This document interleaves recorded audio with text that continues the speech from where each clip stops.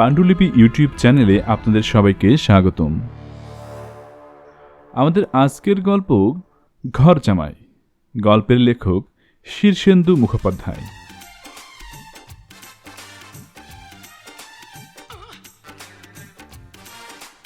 বাঁকা নদীতে তখন জল খুব হতো। কুসুমপুরের ঘাটে নৌকো ভিড়ত। জ্যৈষ্ঠী মাসে শ্বশুরবাড়িতে আসছিল বিষ্ণুপদ।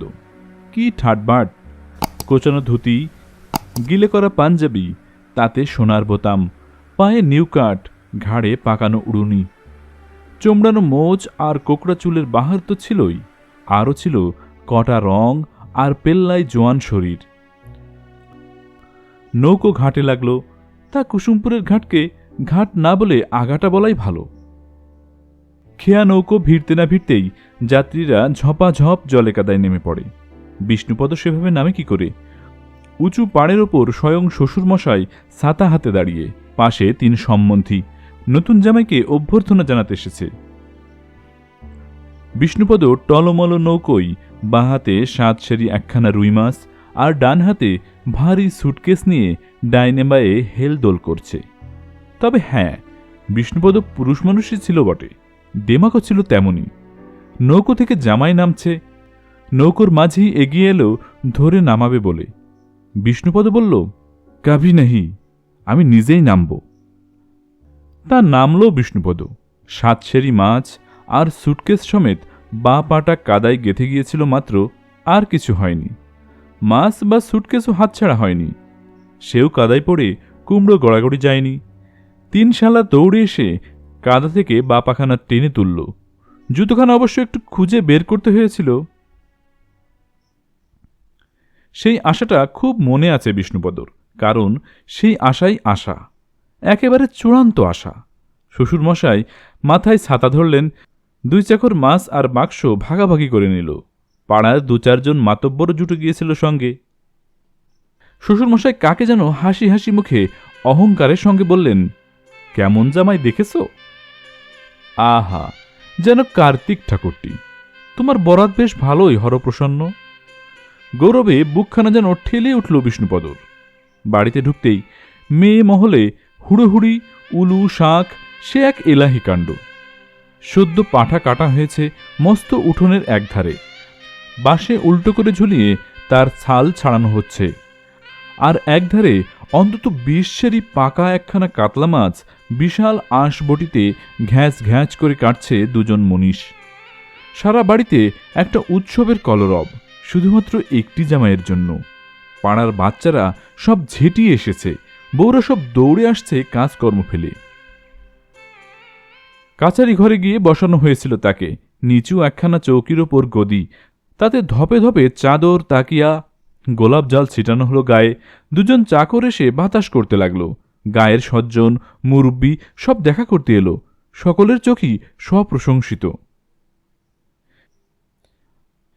সে একটা দিন গেছে।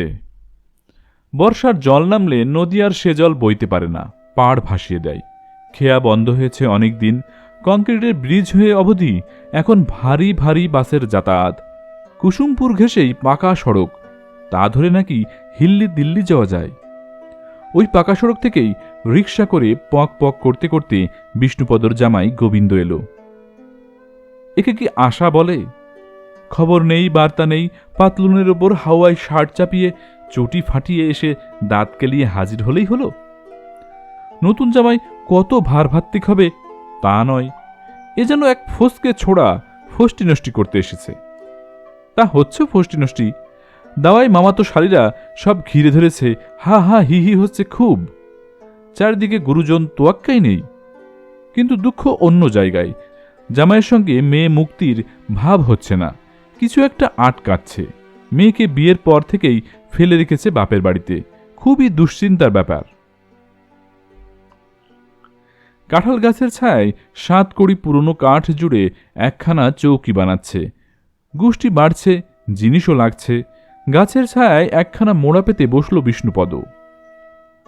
7 কড়ির দাঁতে ধরা একখানা বিড়ি, তাতে অবশ্য আগুন নেই। বিড়িখানা দাঁতে ধরে রেখেই 7 কড়ি বলে, মেয়েখানা দিব্যি পার করছো জামাইদা। এখন আমার কপালে কি আছে তাই ভাবছি। তিনটে মেয়ে বিয়েলো বউ, সবই কপাল। সাতকড়ির দুঃখটা বেশ করে অনুধাবন করে নেয় বিষ্ণুপদ। দোষটা যে কার তা এই বয়সেও সে ঠিক বুঝতে পারে বলে মনে হয় না। কিছু কিছু ব্যাপার স্যাপার আছে তা শেষ অবধি বুঝ সমাজের মধ্যেই আসে না। কপাল বললে ল্যাটা চুকে যায়, কিন্তু তাতে মনটা কেমন সায় দেয় না।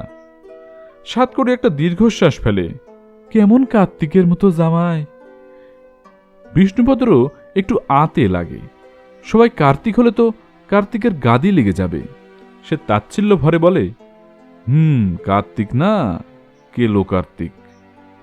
সাতকড়ি রেদা চালাতে চালাতে বলে, রং ধুয়ে কি জল খাবে জামাইদা? নাটা করে তোমার জামাইয়ের মোটর গ্যারেজখানা দেখেছ? দিন রাত 8-10 জন লোক খাটছে। বাবার 4 ভাই মিলে মাস গেলে অন্তত 5-6 হাজার টাকা কামাচ্ছে, তার উপরে চাষবাস, মুদিখানা। ইয়ে যদি কার্তিক না হয় তাহলে কার্তিক আর কে বলো শুনি? তা বলে অমন পাতলুন পরা ফসকে জামাই আমার পছন্দ নয় বাপু।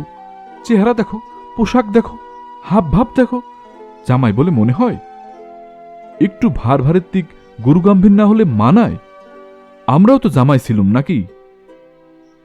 সাতকড়ি পুরনো লোক, হাতের কাজ থামিয়ে সে বিড়িটা ধরিয়ে নিয়ে বলে, পুরনো কথা তুললেই ফ্যাসাদ, বুঝলে জামাইদা? ওসব নিয়ে ভেবো না, মেয়ে খেয়ে পরে সুখে থাকলেই হলো। বিষ্ণুপদ একটু গম্ভীর হয়ে থাকে।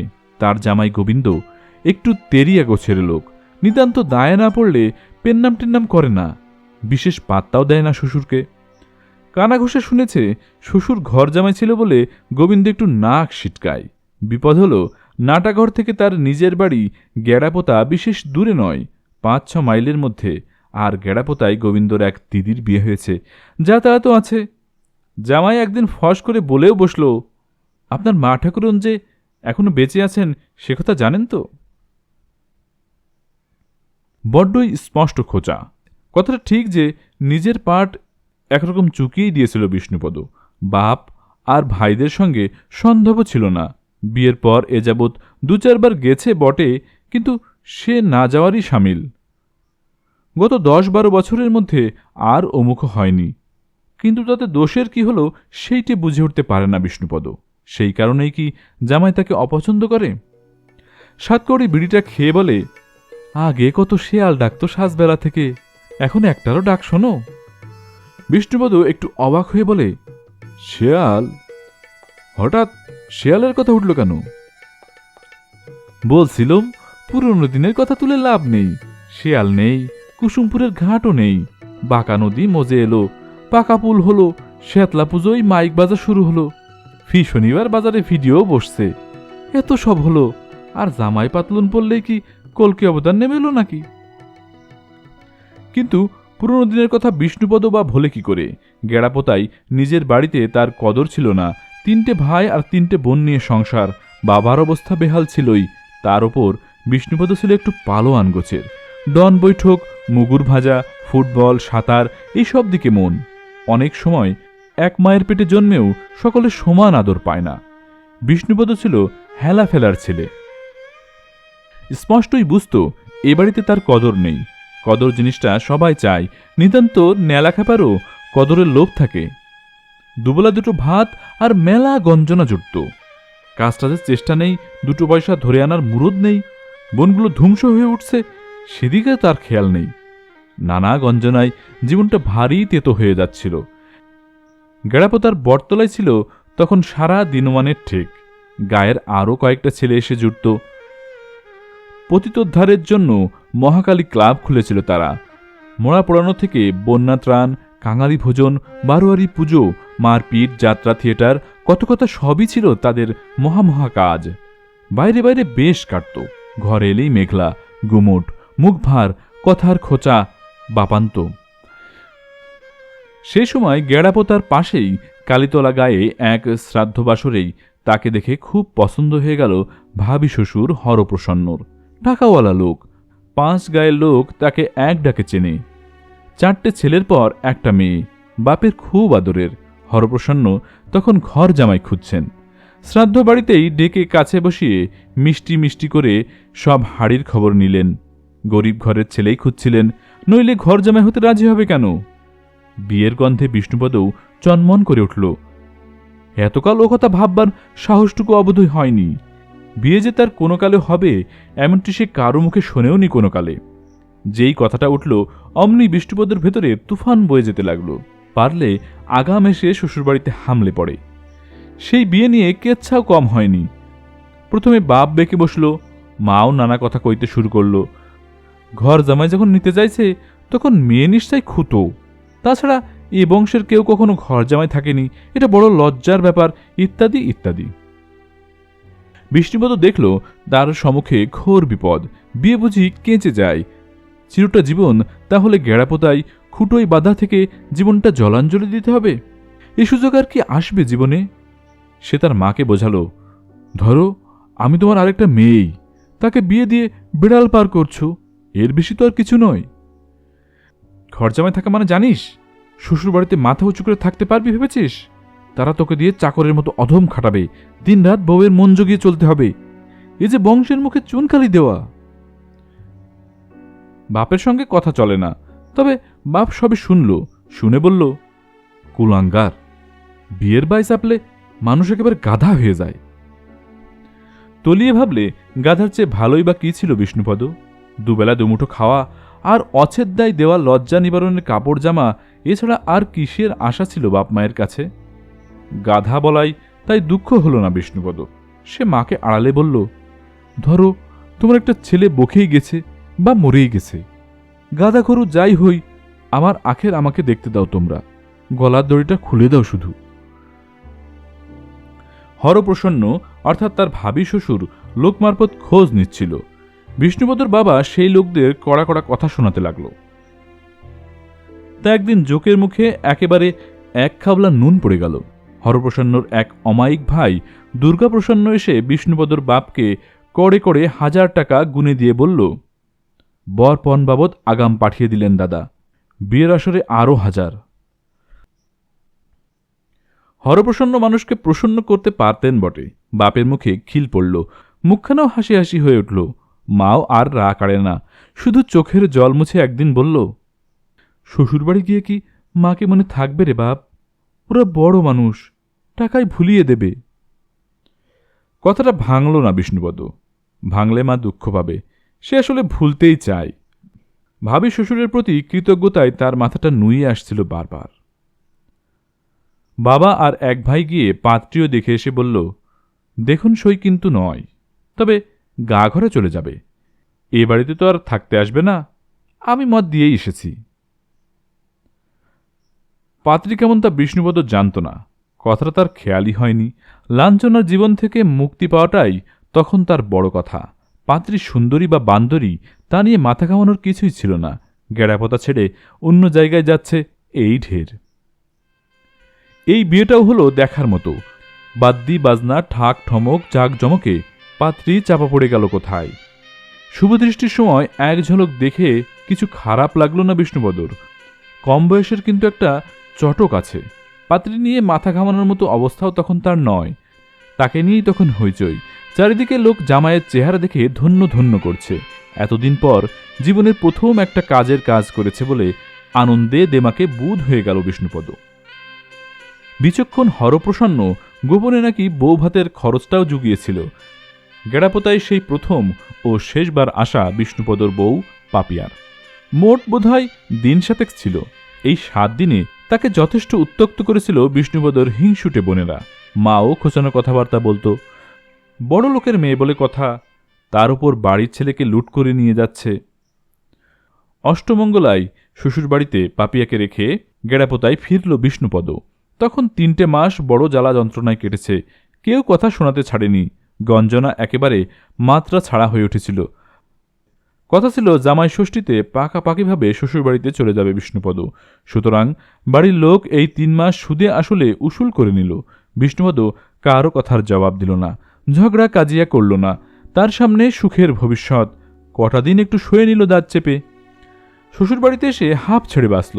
তোয়াজে আদরে একেবারে ভাষাভাষী কাণ্ড। চাইবার আগেই জিনিস এসে যায়। ডাইনে বায়ে চাকর বাকর। লটারি জিতলেও ঠিক এই রকমটা হয় না। তবে সব কিছুর মূলেই ছিলেন শ্বশুর হরপ্রসন্ন। কি চোখেই যে দেখেছিলেন বিষ্ণুপদকে! সব জায়গায় সঙ্গে নিয়ে ঘুরতেন। কাজ কারবার, চাষবাস, মামলা মোকদ্দমা, ধানকল, আটাচাকি, গায়ের মোড়ল মুরব্বি থেকে শুরু করে সরকারি আমলাদের সঙ্গেও ভাব ভালোবাসা ছিল তার। সম্বন্ধীরা কি আর ভালো চোখে দেখছিল এইসব বাড়াবাড়ি? 4 সম্বন্ধী বিয়ে করে সংসারী, ছেলেপুলে আছে, ভবিষ্যৎ আছে, তারা কি বিপদের গন্ধ পায়নি এর মধ্যে? খুবই পেয়েছিল, এবং পেছন থেকে তাদের বউদের উস্কানো ছিল। আরও উস্কে দিচ্ছিল বউদের বাপের বাড়ির লোকজন। বিয়ের পর বছর ঘুরতে না ঘুরতেই অশান্তি হচ্ছিল বেশ, কিন্তু হরপ্রসন্নর মাথায় গোবর ছিল না। তিনি আগেভাগে জানতেন এরকম ধারা হবেই। মেয়ের নামে আলাদা বাড়ি, কিছু জমি আর একখানা কাঠ চেরাইয়ের কল করে রেখেছিলেন। ছেলেদের ডেকে একদিন তিনি খুব ঠান্ডা মাথায় বিষয় সম্পত্তির বাটোয়ারা বুঝিয়ে দিলেন। দেখো বাবারা, কোনো অবিচার যদি করে থাকি তো এই বেলা বলে ফেলো, তাহলে গায়ের 5টা লোক সালিশে বসুক এসে। আমার মনে হয় সেটা ভালো দেখাবে না। ছেলেরা একটু গাইগুই করলেও শেষ অবধি মেনে নিল, তারা কিছু কম পায়নি। হরপ্রসন্ন তার বিশাল বাস্তুজমি 5 ভাগ করে দেয়াল তুলে দিলেন আগু পিছু, এবং পাশাপাশি 5খানা বাড়ি হল। নিজের নামে বড় বাড়িখানা শুধু রইল। বেঁচে থাকতেই সংসারের শান্তির জন্য ছেলেদের পৃথগণ্য করে দিলেন। শ্বশুরমশাইয়ের সঙ্গে থেকে থেকেই সংসারের চোখ ফুটল বিষ্ণুপদর। বিষয় বুদ্ধি হল, কেনাবেচা, আদায় উসুল, লোকচরিত্র সব শিখল। শ্বশুরই ছিল তার গুরু। ফসকে নিতাই বলতো, বাবু হে, তুমি দেখছি বিয়ে বসেছ তোমার শ্বশুরের সঙ্গেই। তবে হ্যাঁ, সবটাই এমন সুখের বৃত্তান্ত নয়। তার বউ পাপিয়া বড় অশান্তি করেছে। কথায় কথায় কান্না, আবদার, রাগ। সে ঘর জামাই থাকুক, এটা পাপিয়া একদম চাইত না। এমন কথাও বলতো, তুমি তো আমার বাবার চাকর। বিষ্ণুপদ মধুর সঙ্গে এই সব ছোটখাটো হুল হজম করে গেছে, কারণ সত্যি কথাটা হলো, বউকে নয় শ্বশুরকে খুশি করতেই প্রাণপণ চেষ্টা করত বিষ্ণুপদ। সে বুঝত এই একটা লোকের কাছে তার কদর আছে। প্রথম প্রথম যতটা খাতির যত্ন ছিল তা কাল ধর্মে কমে গিয়েছিল। তা যাক, এক জায়গায় স্থায়ীভাবে থিতু হয়েছিল সে, সেইটাই বা কম কি? জমি জমা, চালু কারবার, দিব্যি বাড়ি, ছেলেপুলেও হতে লাগলো। প্রথমটায় মেয়ে, তারপর 2 ছেলে। সেই মেয়েরই জামাই এই গোবিন্দ। শ্বশুর মরার পরই বিয়েটা হয়েছে। বড় সম্বন্ধী পরিতোষী এই বিয়ের প্রস্তাবটা নিয়ে আসে। পাল্টি ঘর, অপছন্দের কিছু ছিল না, বিয়েও হয়ে গেল। তবে জামাই কেমন যেন একটু ফনা তোলা সাপের মতো, একটুতেই কেমন রোখা চোখা ভাব দেখায়। তাকে ভাবিত দেখে সাতকড়ি এতক্ষণ কথা বলেনি। এবার বলল, তোমার বরাত হলো সোনার ফেমে বাঁধানো। নিজের বিয়ে যেমন বোমা ফাটিয়ে করলে, মেয়েটারও তেমনই হলো।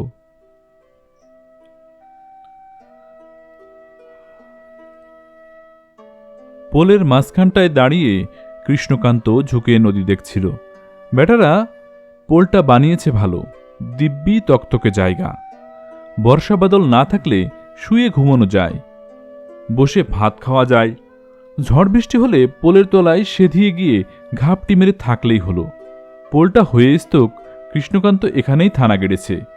বড় পছন্দের জায়গা, কত উঁচু, এখানে দাঁড়ালে কত দূর অবধি দেখা যায়, আর হাওয়া বাতাসও খেলে। সবাই জানে না, কিন্তু কৃষ্ণকান্ত খবর রাখে। পোল বাঁধতে 3টে নরবলি হয়েছিল। বাস ঠাকুরকে 5খানা পাঠা মানত করতে হয়েছিল, তাতেও হয়নি। রোজ বেটারা থাম বানাতো, আর নিশুত রাতে হারুয়া ভূত এসে থাম নড়িয়ে গোড়া আলগা করে রেখে চলে যেত। শেষে বাতাসপুরের শ্মশান থেকে হাতে পায়ে ধরে নকুর তান্ত্রিককে এনে ভূত বশ করতে হয়েছিল। কিন্তু এত করেও লাভটা হলো লবডঙ্কা। পোল বানানো হলো বলে বাঁকা নদী রাগ করেই সেই যে শুকনো শুরু করল, এখন তো লোপট হওয়ার জোগাড়। শালারা নদীকে গয়না পরাতে গিয়েছিল। বেহদ্দ বেকুব না হলে মা মুক্তাকেশীকে কেউ গয়না পরায়? বাঁকা নদীর জলে চান করলে আগে পুণ্যি হতো। কৃষ্ণকান্ত রোজ নিশুত রাতে পোলের তলায় শুয়ে শুনতে পায় হারুয়া ভূত নদীর দুধারে 2 ঠ্যাং ফাঁক করে রেখে ছ্যাঁড় ছ্যাঁড় করে নদীতে পেচ্ছাপ করে। এখন খা শালারা ভূতের মুত। কৃষ্ণকান্ত রেলিং ধরে ঝুঁকে নদী দেখছে আর আপন মনে হাসছে। নদীর যত বৃত্তান্ত তা তার মতো আর কেউ জানে না।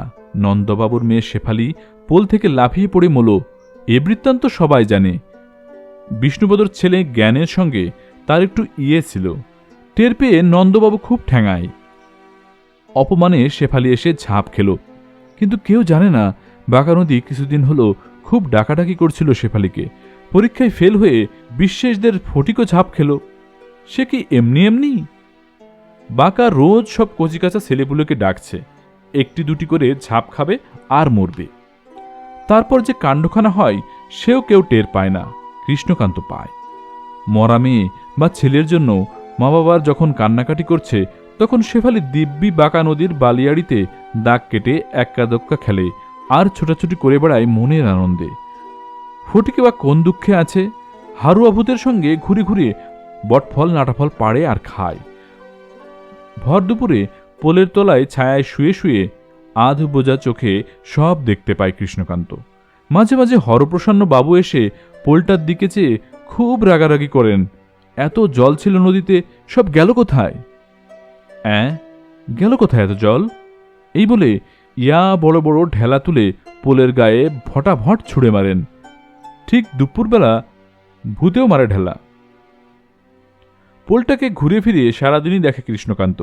ঝাঁ ঝাঁ করে যখন বাস আর লরি পার হয়, তখন শব্দটা যা ওঠে তাতে বুকটা ঝনঝন করতে থাকে। পোলের তলায় বসে থাকলে মনে হয় এই বুঝি সব হুড়মুড় করে ভেঙে পড়ল। আবার যখন বাতাস বয়, তখন পোলটার গায়ে বাতাসের ঘষ্টাধ্বনির শব্দটা কেমন যেন বড় বড় শ্বাসের আওয়াজ তোলে। রেলিংটা বেশ চওড়া, উঠে হাঁটাহাঁটি করা যায়, মজাও খুব। কৃষ্ণকান্ত উঠে পড়ল রেলিংয়ের ওপর, তারপর হাঁটতে লাগল। বাধারে বাঁকা নদীর খাদ, ডানধারে পাকা রাস্তা, বেশ লাগছে তার। পোলের মুখে একটা ট্রাক দাঁড়িয়ে চাকা বদলাচ্ছে।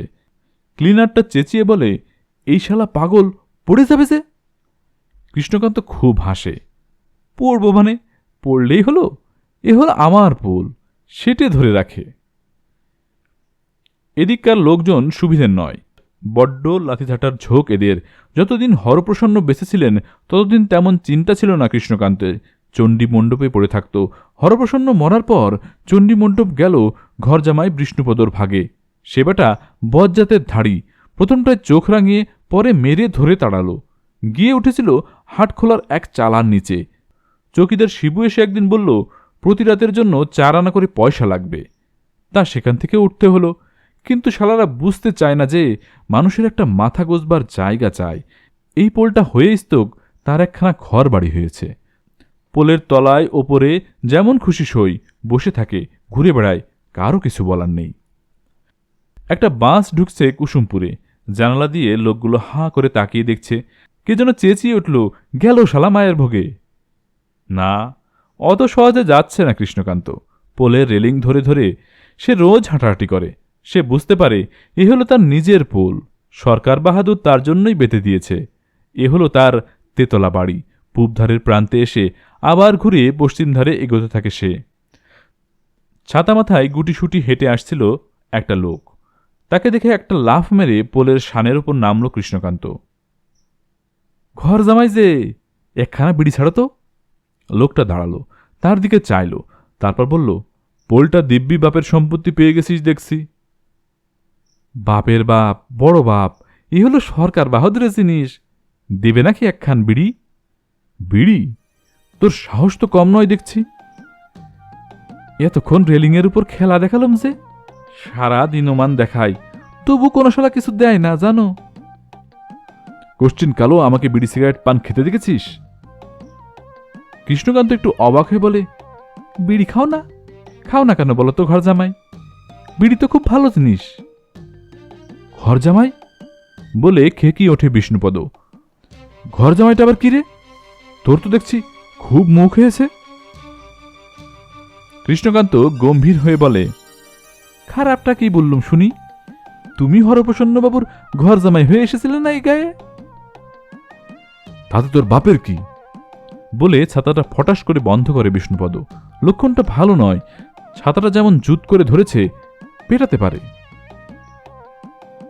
না, এই বলছিলাম আর কি।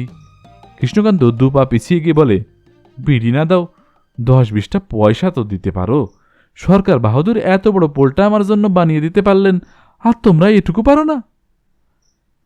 এ সরকার বাহাদুর তেনার জন্য পোল বানিয়েছেন? তোর বাপের পোল? কৃষ্ণকান্ত বুঝল হবে না, সবসময় হয় না, মাঝে মাঝে আবার হয়েও যায়। লোকটাকে ছেড়ে কৃষ্ণকান্ত পোলের নিচে নেমে এসে ছায়ায় বসল, বেশ জুত করে বসল। মাথার উপর ছাদ, চিন্তা কিসের? একটা বিড়ি হলে হতো, কিন্তু না হলেও তেমন কষ্ট নেই। তার মাথায় হঠাৎ একটা কথা এলো, আচ্ছা, ঘর জামাই থাকলে কেমন হয়? ঘর জামাই থাকা তো খারাপ কিছু নয়। বিষ্ণুপদ কিছু খারাপ আছে কি? দিব্যি আছে। এতদিন কথাটা খেয়াল হয়নি তো তার। এদিককার লোকজনও কেমন ধারা, একবার ডেকে তো বলতে পারে, ওরে কেষ্টা পাগলা, ঘর জামাই থাকবি? কেউ বলেনি, তাই কৃষ্ণকান্তর খেয়ালও হয়নি। ঘর জামাই থাকার মেলা সুবিধে, কাপড় জামা জুতো ছাতা সব বিনিমাগনা পাওয়া যাবে। চারদিকে দেওয়ালওয়ালা ঘর হবে, দুবেলা দিব্যি খ্যাট। কাজকর্ম নেই, বগল বাজিয়ে মজাসে থেকে যাও, বিষ্ণুপদ যেমন আছে। ইস, কতটা আগেই খেয়াল করা উচিত ছিল, কিন্তু আর দেরি করাটাও ঠিক নয়। এইবার একটা হেস্তনস্ত করে ফেলা দরকার। কৃষ্ণকান্ত উঠে পড়ল। রাস্তায় নামতে কে যেন হাঁক মারল, ওরে কেষ্টা, বলি হনহন করে চললি কোথা? দিলু পিছু ডেকে। কৃষ্ণকান্ত ফিরে দেখে সাতকড়ি। লোকটা বড় ভালো নয়। একখানা জলচৌকি করে দিতে বলেছিল কৃষ্ণকান্ত, বহুদিন হলো ঘোরাচ্ছে। জলচৌকি হলে কৃষ্ণকান্ত একটু সুবিধে হয়, পোলের তলায় উবু হয়ে বসে থেকে থেকে হাঁটু দুটোই ব্যথা। জলচৌকি হলে দিব্যি গা ছেড়ে বসে আরাম করা যেত। তা সাতকড়ি এখনও না করেনি, শুধু বলে রেখেছে বিশ্বাসবাবুদের বড় কাঁঠাল গাছটা কাটা হলেই সেই কাঠ দিয়ে বানিয়ে দেবে। বিশ্বাসবাবুদের বড় কাঁঠাল গাছটা প্রায়ই দেখে আসে সে। বেয়াক্কেলে গাছটা মরেও না, পড়েও না। এবারও রাজ্যের কাঁঠাল ফলেছে, তবে সে নজর রাখছে। সাতকড়ি সঙ্গ ধরে বলে, বড় ব্যস্ত দেখছি যে? কৃষ্ণকান্ত গম্ভীর হয়ে বলে, কাজে যাচ্ছি। এই গায়ে দেখলাম একমাত্র তুই কাজের লোক, সারাক্ষণ কিছু না কিছু করিস। কৃষ্ণকান্তর হঠাৎ মনে পড়ল সাতকড়ির 3টে না 4টে বিয়ের যোগ্যী মেয়ে আছে, পাত্র খুঁজে খুঁজে হয়রান হচ্ছে কবে থেকে। কৃষ্ণকান্ত গলাটা একটু নামিয়ে বলল, সাতকড়ি দাদা, আমাকে তোমার ঘর জামাই রাখবে? সাতকড়ি একটু থমকালো বটে, কিন্তু পর মুহূর্তেই সামলে নিয়ে বলে, ঘর জামাই থাকতে চাস নাকি? আজ ঠিক করে ফেললাম, ঘর জামাই হয়ে থাকাই ভালো। চারদিকে দেয়াল, মাথার উপর ছাদ, দুবেলা খাওয়া, সকাল বিকেলে চা। কি বলো? বিষ্ণুপদ কেমন আরামে আছে দেখছ না? সাতকড়ি একটা দীর্ঘ নিঃশ্বাস ফেলে বলে, তোর মতো জামাই পেলে তো কে না লুফে নেবে বল। আমিও নিতুম, তবে কিনা আমরা হচ্ছে গরিব মানুষ, নিজেদের ঘরে ঠাঁই হয় না, তো জামাইকে রাখবো কোথায় বল? আমি বারান্দাতে পড়ে থাকতে রাজি। তুই তো রাজি, কিন্তু জিনিসটা ভালো দেখায় না।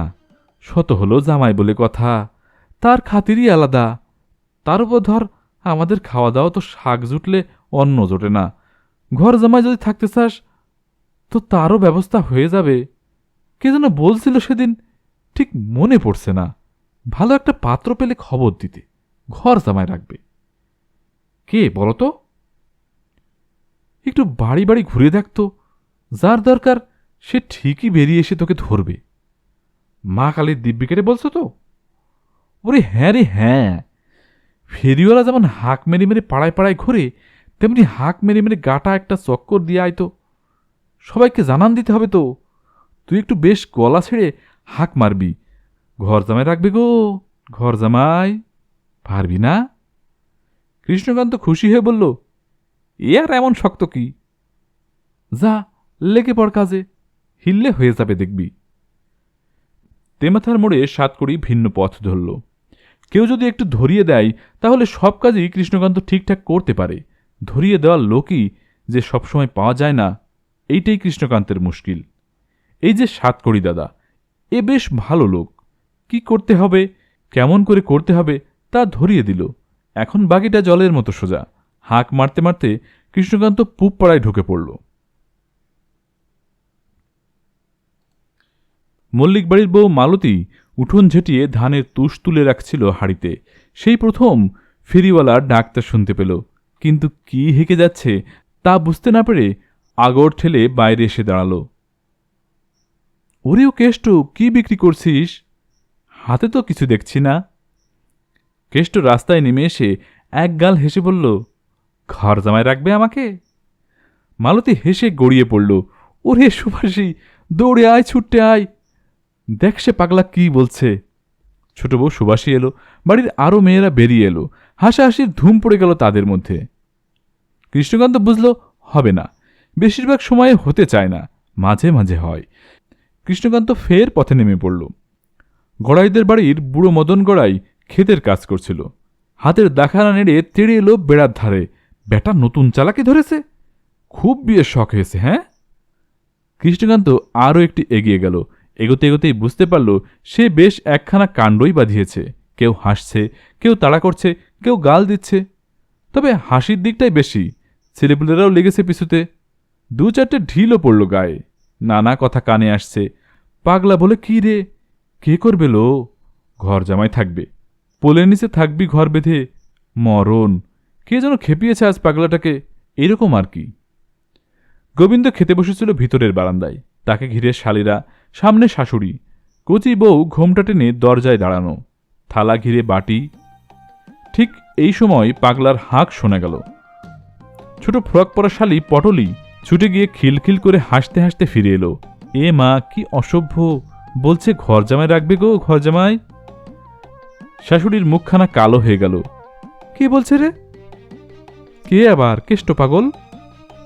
গোবিন্দ হাসি চাপতে গিয়ে এমন বিষম খেল যে খাওয়া বরবাদ হওয়ার জোগাড়। অন্য শালীরাও হাসছে, তাদের কারো গায়ে লাগছে না, তারা সব মামাতো শালী। গোবিন্দ চেয়ে দেখল দরজায় তার বউটাও নেই, পালিয়েছে, বোধহয় লজ্জায়।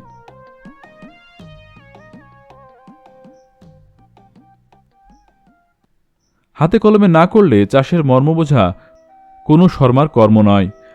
চাষা যখন চষে তখন সে মাটির সঙ্গে কথা কয়, বলদের সঙ্গে কয়, লাঙলের সঙ্গে কয়, মেঘ বাদল রোদের সঙ্গে কয়, বাস ঠাকুরের সঙ্গে কয়, সাপ খোপের সঙ্গেও কয়, নিজের কপালের সঙ্গে কয়, এমনকি ভগবানের সঙ্গেও কয়। এই সব কটা জিনিস মিলিয়ে তবে চাষ। কত তোতাই পাতাই করে, সোহাগ করে, মিতালি পাতিয়ে তবে এক একজনের সঙ্গে ভাবসাব হয়। তার চারদিকে ঝাঝা করছে প্রাণ, মাটির ঢেলাও তার কাছে জ্যান্ত, লাঙলটা কাস্তেটা সবই জ্যান্ত। এরা সব সতীশের বন্ধু বান্ধব। ছাঁচতলায় উঠোনে যে সব গোখরো ঘুরে বেড়ায় তারাও বাস্তুর লক্ষ্মী, সতীশ তাদেরও বন্ধু মনে করে। সেদিন চাষের মাঠে এক কেউটে সম্মুখে পড়ে কোমর অবধি ফনা তুলল। সানানো কাস্তে ছিল সতীশের হাতে, এক চোপটে কেটে ফেলতে পারত, কিন্তু কাটেনি। শুধু বিড়বিড় করে বলেছিল, ধান কাটতে গিয়ে ঘুম ভাঙিয়ে দিয়েছি বাপু, মাফ করে দাও। কেউটে একটা দীর্ঘশ্বাস ফেলে ফনা নামিয়ে চলে গেল। ঝড় বাদলা দিনে ভারী বাতাস আসে, চালাঘর উড়ে যেতে চায়, যায়ও। ছেলেপুলে বউ নিয়ে সতীশ জড়সড় হয়ে বসে থাকে, শুধু জানে ঝড় দুনিয়ার নিয়মে আসে, তারও বিষয়কর্ম আছে। ঘাসের মতো মাথা নুইয়ে থাকতে হয়, ঝড় কিছু করে না গরিবের ক্ষতি। মেঘের ওপর থেকে বাস ঠাকুর যখন বজ্রের বল্লম ছুঁড়ে মারেন, তখনও সতীশ নিশ্চিন্তে খেতে কাজ করেন, জানে মরার হলে কেউ কি ঠেকাতে পারবে। প্রাণ, চারদিকে কেবল প্রাণের খেলা দেখতে পায় সতীশ। সবাই ভারী জানত, ভারী বন্ধুর মতো। আগে বাঁকা নদীতে জল ছিল, খুব উপচে পড়ত। আজকাল আর জল নেই, বালির ওপর বালি জমা হয়ে উঁচুতে উঠেছে নদীর খাত। একধার দিয়ে শুধু নালার মতো জল বয়ে যায়। যখন জল ছিল তখন বাঁকা নদীর জল ছেঁচে ক্ষেত ভাসিয়েছে সতীশ। আজকাল একটু কষ্ট, বর্ষাবাদল না হলে ক্ষেত জল পায় না। নদীকেও কেমন মানুষ মানুষ লাগে সতীশের, সেও যেন কিছু বলে, কিছু শোনে। ভারী ঠান্ডা সুস্থির সতীশের জীবন। সকাল থেকে রাত অবধি তার খাটুনির শেষ নেই। খেতে চাষ, বলদ গরু, কুকুর বেড়াল, কাক সকলের যত্ন আত্তি করা, ছেলেপুলে বউ সকলের পালন পোষণ আছে, গাছপালা আর পঞ্চভূত আছেন। সকলকে এই সতীশ খুশি রাখতে চায়। কেউ জানে না তার দুটো হেলে বলদ কখন হাসে কখন কাঁদে, তার গরুটা কখন উদাস হয়ে যায়, তার কুকুর চারটে, তার তিনটে বিড়াল এদেরকেও কি ঠিকমতো কেউ বুঝতে পারে সতীশ ছাড়া? বাতাসে যারা ঘুরে বেড়ান, রাত বেরাতে যাদের দেখলে লোকে ভিড়মি খায়, তাদেরকেও টের পায় সতীশ। গভীর রাতে মাঝে মাঝে সে ঘুম ভেঙে উঠে মহাবিস্ময়ে তারা ভরা আকাশের দিকে চেয়ে থাকে। তখন টের পায় কারা যেন বাতাসের মধ্যে বাতাসের শরীর নিয়ে মিশে কাছাকাছি আসে, একটু গা শিরশির করে তার। একদিন বেহান বেলায় ঘাড়ে ভারী লাঙল আর দুটো বলদ নিয়ে মাঠে যাচ্ছে সতীশ। আলোর ওপর মুখোমুখি একটা ফুটফুটে ছেলের সঙ্গে দেখা, পরনে হেঁটো ধুতি, খালি গা, কি সুন্দর তার মুখ চোখ। সতীশ হাঁ করে দেখছিল। ছেলেটা তার কাছাকাছি এসে এক গাল হেসে বলে, এই দেখো, আমি দাঁত মেজেছি, আমার হাতে দেখো একটুও ময়লা নেই, আমি আজ কোনো দুষ্টুমি করিনি। এত সুন্দর করে বলল যে ওই সামান্য কথাতেই কেন যেন জল এলো সতীশের চোখে। সে ধরা গলায় বলল, তোমার ভালো হবে বাবা, তুমি বড় ভালো ছেলে। ছেলেটা খুশি হয়ে নদীর ধার দিয়ে কোথায় চলে গেল। সতীশ কাউকে কিছু বলেনি, বলতে নেই। মনে মনে সে জানে সেদিনই সে ভগবানকে দেখেছে। দুপুরবেলা দুটো তৃষ্ণার্ত বলদকে একটা মাটির গামলায় নুন মেশানো জল খাওয়াচ্ছিল সতীশ। উঠোনে একটা ছায়া পড়ল। সতীশ, আছিস নাকি রে? মনিবকে দেখে সতীশ তটস্থ হল। বাঁকা নদীর পোল পেরিয়ে মনসা তলা দিয়ে টুকটাক করে ছাতাটি মাথায় দিয়ে উনি নিত্যই আসেন। এসে চাষের সময় ক্ষেতের ধারে আলোর ওপর বসে থাকেন। ধান ঝাড়া হলে দেখতে আসেন, ধান মাপবার সময় দেখতে আসেন। কি দেখেন তা সতীশ জানে। বিঘে প্রতি যা ন্যায্য পাওনা হয় তা সতীশ বরাবর তুলে দিয়ে আসে মনিবের গোলায়। খরা বা বান হলে কম বেশি হয়। মেয়ে খেদি দৌড়ে গিয়ে একটা জলচৌকি এনে দিল দাওয়ায়। মুখে ঘামটি কোচায় মুছে মুনিব বসলেন। ফর্সা মুখখানা রোদের তাতে রাঙা হয়ে আছে, চুল আর গোঁফ কিছু পেকেছে, তবু মান্যিগণ্যি করার মতোই চেহারা। খেদির কাছে চেয়ে এক ঘুঁটি জলের অর্ধেকটা খেয়ে নিলেন। তারপর একটা দীর্ঘশ্বাস ফেলে বললেন, বেশ আছিস তোরা। এই কথাটার মানে হয় না, শুনলে লজ্জা করে সতীশের। ভালো থাকা মন্দ থাকার সে কী বা জানে। তবে মেখে ঝুঁকে আছে, মিলেমিশে আছে। চারদিকটার সঙ্গে তার ভারী ভাবসাব।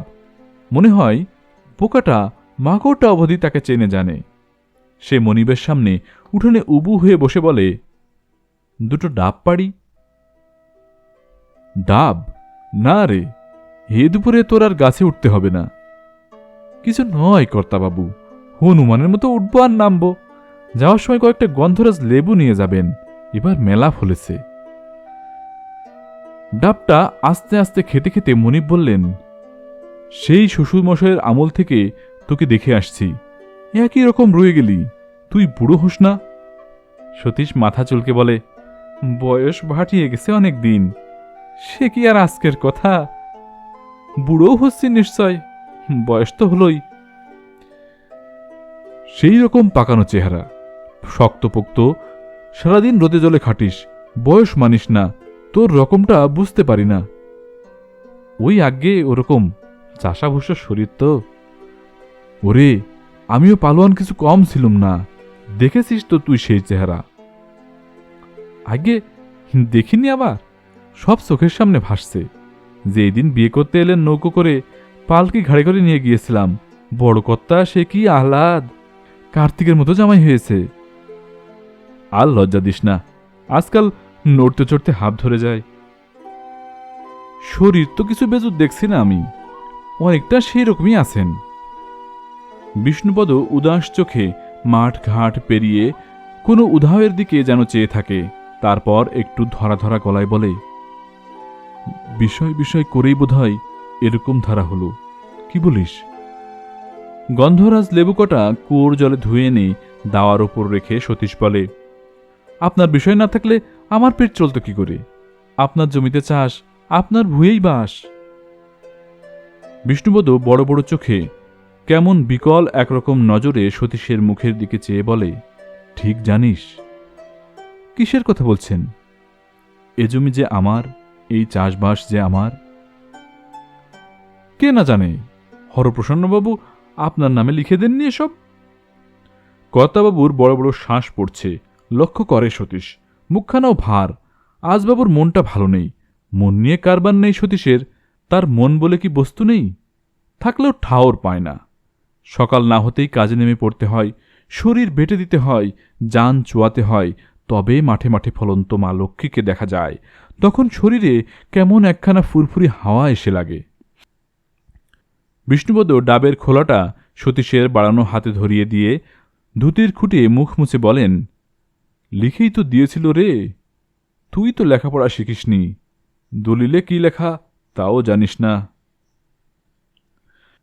সতীশ গম্ভীর মাথা নেড়ে বলে, তা অবশ্য জানি না, তবে এটা মনে হয় যে কোন জমিটা কার তা স্পষ্ট করে বলা থাকে দলিলে। তাও থাকে, তবে আমরা হচ্ছি ভাড়াটে, আসল জমি হল সরকার বাহাদুরের। ভোগ দখল বিক্রি বা বিলি ব্যবস্থার অধিকার আছে মাত্র। সরকার ইচ্ছা করলেই কেড়ে নিতে পারে। সতীশ মাথা নেড়ে বলে, সে কথাও ঠিক নয়। এই আলো বাতাস এসব তো সরকার বাহাদুরের নয় নাকি? আলো বাতাস তা কি করে সরকারের হাতে যাবে? তাহলে জমিও নয়, দুনিয়াটা যার, এই সব হচ্ছে তারই জিনিস।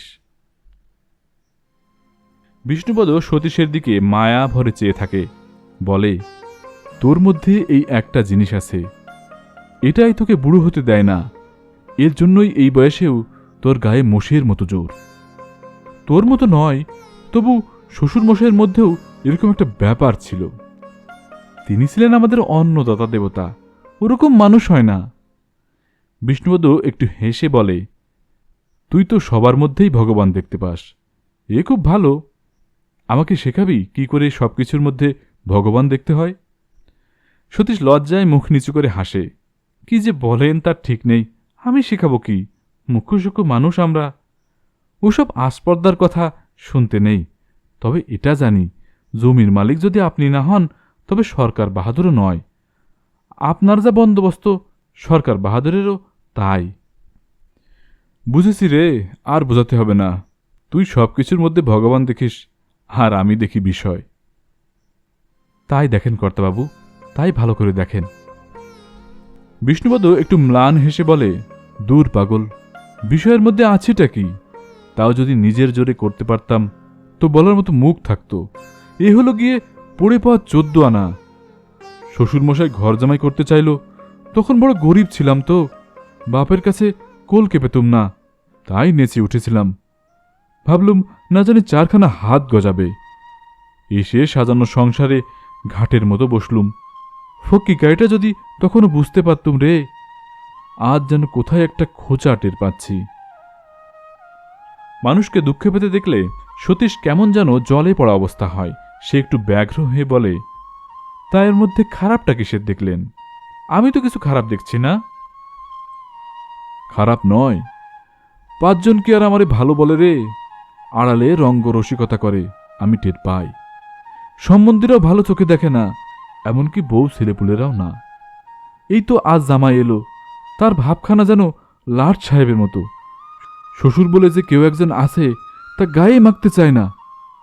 সতীশ মাথা চুলকায়।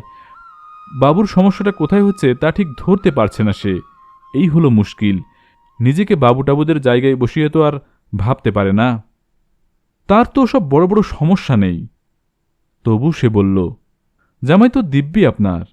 এই তো সেদিন বিয়ে হলো, গাড়ি চেপে জামাই এলো, কাছ থেকে বেশ করে দেখলুম। বিষ্ণুপদ ঠাট্টা করে বলে, কি দেখলি? ভগবান নাকি? সতীশ একটু লজ্জা পেয়ে বলে, কিছু খারাপ নয় তো। বিষ্ণুপদ একটু চুপ করে থেকে বলে, খারাপ কাউকে বলি কি করে? খারাপ আমার কপাল। ভাবছি এখানে তোর কাছাকাছি একখানা ঘর তুলে থাকব। আমাকে তুই একটু চাষের কাজ শেখাবি? কি যে বলেন তার ঠিক নেই। তোর সঙ্গে থেকে চাষবাস শিখব, বুড়ো বয়সকে ঠেকাতে শিখব, আর ভগবান দেখতে শিখব। শেখাবি? আজ বাবুর কথাগুলো বড় উঁচু উঁচু দিয়ে চলে যাচ্ছে। সতীশ নাগাল পাচ্ছে না, কি বলতে হবে তাও মাথায় আসছে না তার। ঠিক এই সময় তার বউ সুরবালা রান্নাঘর থেকে ঘোমটা ঢাকা অবস্থায় আধখানা বেরিয়ে এসে বলল, বেলা গড়িয়ে যাচ্ছে, বাবুকে বলো এখানেই স্নান করে দুটি খেয়ে যেতে। বিষ্ণুপদ গায়ের জামাটা খুলতে খুলতে বলে, সে কথাটাও মন্দ নয়। খাওয়াবি নাকি রে সতীশ দুটি ভাত? সতীশ এত অবাক হল যে বলার নয়। বাবু খাবেন তার বাড়িতে? সে উত্তেজিত হয়ে বলে, কচু ঘেঁচু কি রান্না হয়েছে কে জানে, এ কি আপনি মুখে দিতে পারবেন? কত ভালো খাওয়া দাওয়া হয় আপনাদের। রোজ তো নিজের মতো করেই খাই, আজ না হয় তোর মতোই খেয়ে দেখি। তেল টেল থাকলে দে, স্নানটা করে আসি। এ এই যে দি। এই বলে সতীশ ছোটাছুটি শুরু করল। তেল এনে দিল, নিজেই গিয়ে কুয়ো থেকে জল তুলল, একখানা নতুন গামছা কিনেছিল হাট থেকে, সেইটা বের করে দিল। বিষ্ণুপদ যে সত্যিই তার বাড়িতে খেতে বসবে, এটা যেন বিশ্বাসই হচ্ছিল না তার। বিষ্ণুপদ সত্যিই স্নান করে এসে খেতে বসে গেল। খেতে খেতে বলল, আমার মা এখনো বেঁচে আছে তা জানিস? গেড়াপোতায় আমাদের বাড়ি, বহুকাল যাওয়া হয়নি।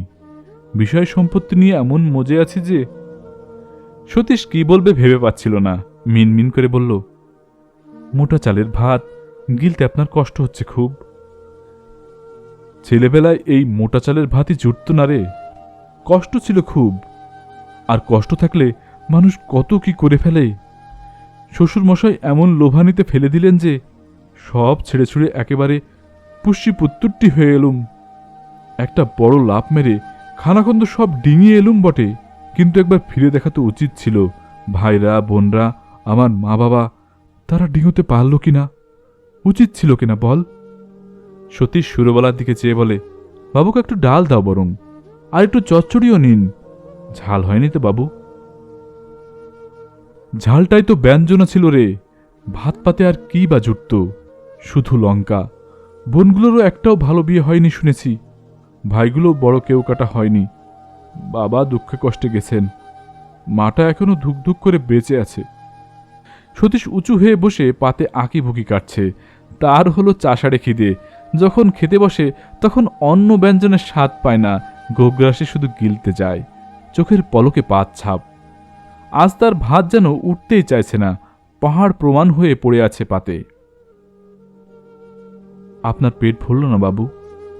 বিষ্ণুপদ খুব ধীরে ধীরে উঠে পড়ল, আঁচিয়ে এসে বলল, এই দাওয়াতে একটা মাদুর পেতে দে, একটু গড়িয়ে নি, এখানে দিব্যি হাওয়া আছে।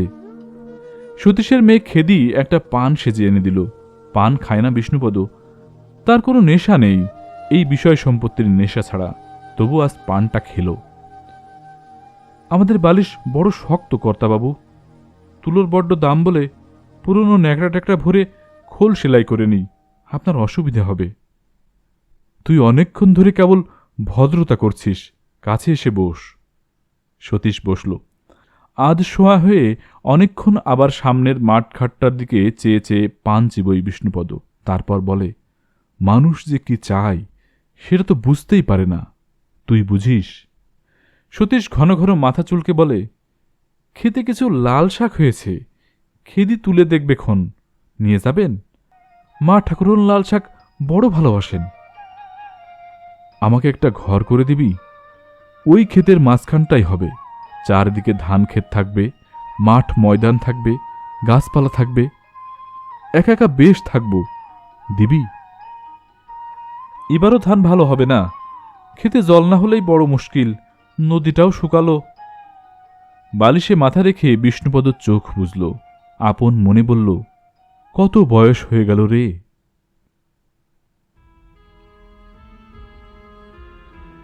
শুনছিলেন শীর্ষেন্দু মুখোপাধ্যায় রচিত মনোসমীক্ষামূলক উপন্যাস ঘর জামাই।